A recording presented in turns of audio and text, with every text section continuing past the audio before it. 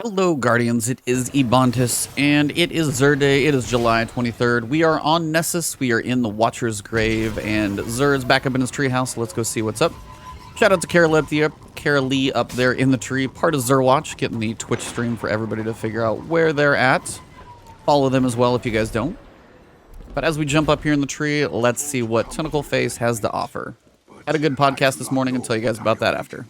All right, so don't forget to buy your exotic Engram. Again, if you've got the shards, you may as well see if you get a good roll on an exotic or get something that you haven't had before.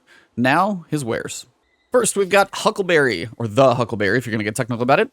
Perk here is Ride the Bull. Increased rate of fire and recoil while you're holding down the trigger. So that made it sound like a bad thing, but the rate of fire is good. Kills with this weapon reload a portion of the magazine. And when you get the catalyst, it reloads the whole magazine.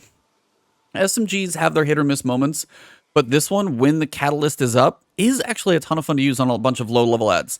Now, is it worth you using your exotic? Probably not in comparison to the way some of the heavy ones hit right now, but it is really fun to just melt a whole bunch of enemies with this weapon and end up with full ammo at the end of it. So, fairly cool weapon. You also have Rampage as well, so as you start stacking, you do even more damage.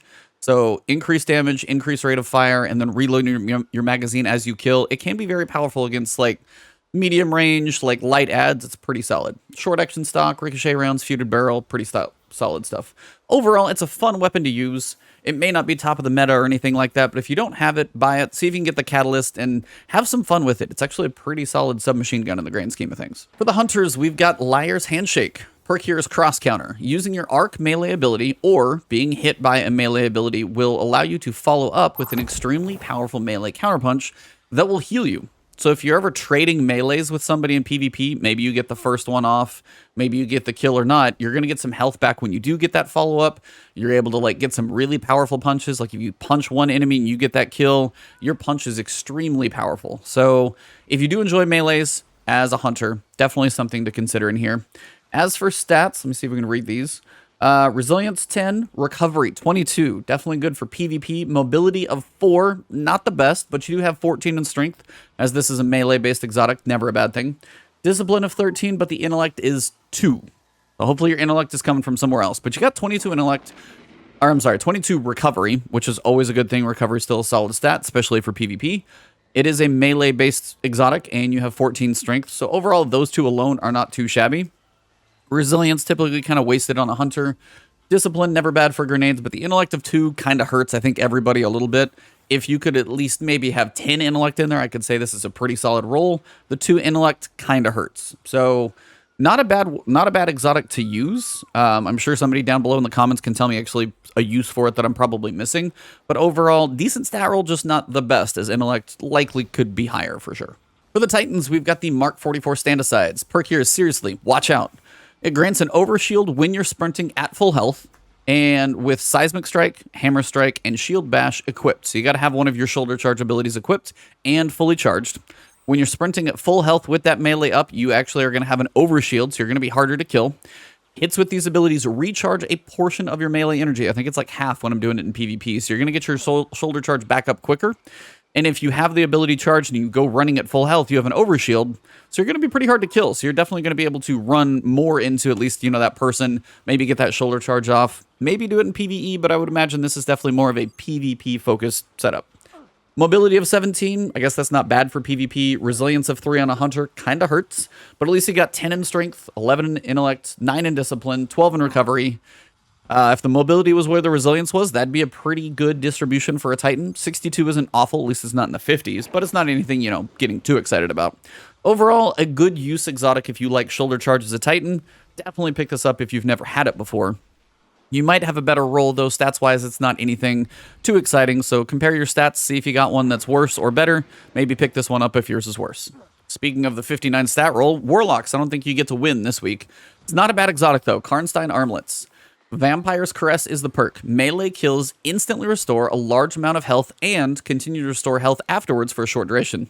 So it's going to give you a chunk of health and then continue to fill your health bar for a little while. So even if you like basically get the melee kill and you're taking damage, you're going to get that chunk of health. And even though you're still taking damage, you could continually refill your health past that as well.